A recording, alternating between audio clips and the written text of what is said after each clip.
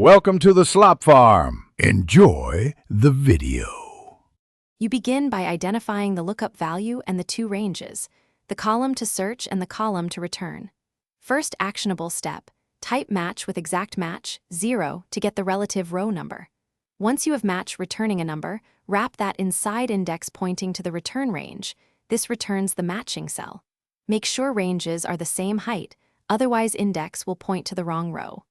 Save time by locking ranges with $ when dragging formulas. Once the basic pattern works, extend it. Use match for columns as well as rows so you can index a 2D array by row and column numbers. If you need approximate matches, set match to 1 or -1 and ensure the lookup range is sorted appropriately. This speeds up large tables. Make sure to trim spaces and coerce types when numbers are stored as text. If you need conditional behavior, nest index/match inside if or choose so you can switch return ranges dynamically.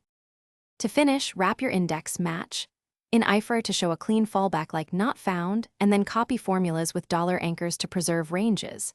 If results look wrong, check common causes, leading/trailing spaces, numbers stored as text, or misaligned ranges. Use trim and value where needed. One key troubleshooting tip: evaluate match separately to confirm it returns the expected index.